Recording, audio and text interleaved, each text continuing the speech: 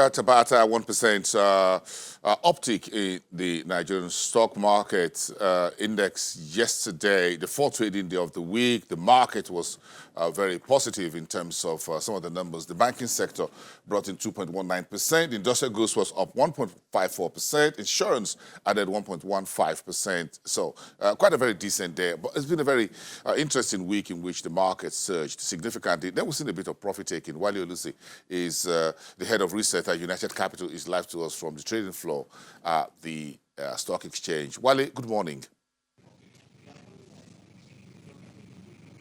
Good morning, Boston. It's nice to be here. Yeah, it's good to see you. Thanks for walking down the street and joining us for this conversation there at the NSE trading floor. This has been a very interesting week. Put some of the key headlines of the market week into context for us.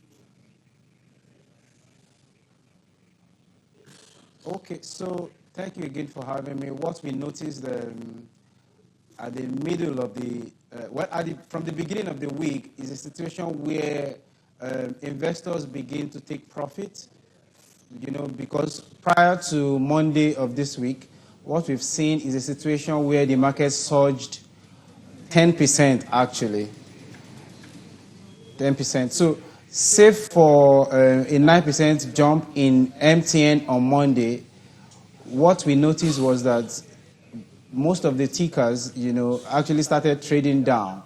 And again, what we also checked was a situation where between 27th of December 2019 up until Monday of this week, the market has maintained a 10 straight trading days of gain.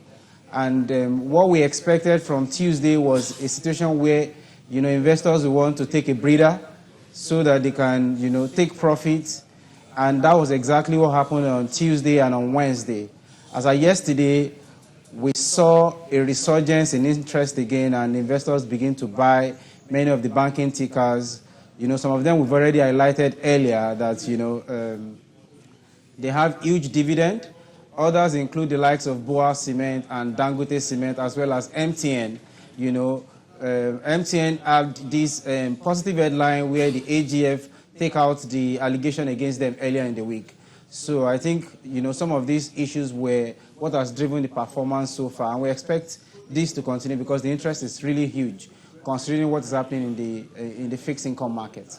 For the banks, Access Bank announced approval by the regulatory authority to step into Cameroon. Then, of course, we have a number of the financial services, mainly banking, announced its closed period.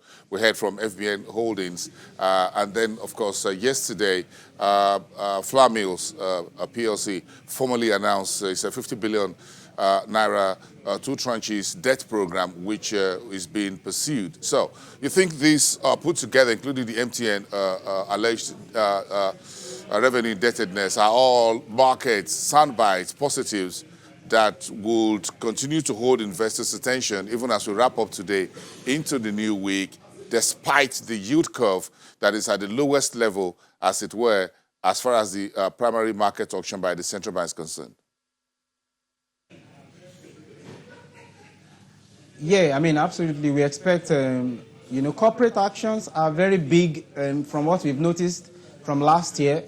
Corporate action are actually very big trigger for demand for equities. So this whole news about Access Bank, we think is positive. Investors will continue to take a critical look at that stock to see how it translates.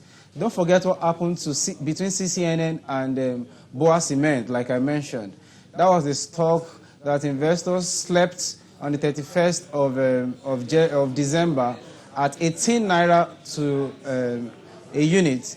And, as our last week when we woke up, it opened at 34. So we think corporate actions, positive news such as the one that we saw on MTN, and the fact that, the interest rate on treasury bills continue to dip even, lower. Investors are looking for riskier assets, as we mentioned earlier.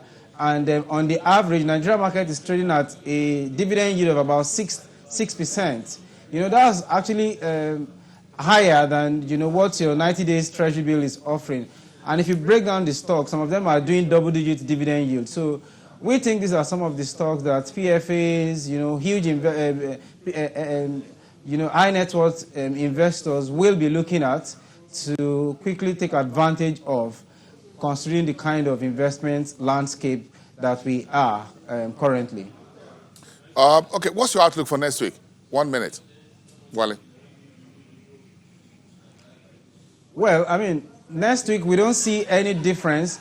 Many of the companies are beginning to declare close period. Some of them are wrapping up their audit, so expectations are increasing that earnings will begin to flow in from the first week of February. So we think interest for equities will remain very, very strong. You will see occasional profits taking once some of these stocks hit their current resistance level, and then once investors see a little bit of upside, they will jump in again. But what we are seeing so far is a situation where interest, that is demand, look obviously stronger than the sentiment to sell. So we think on a balance of factor, the market will continue to trade up. Wale Olusi, Head of Research at United Capital. Thank you so much and have a very great weekend.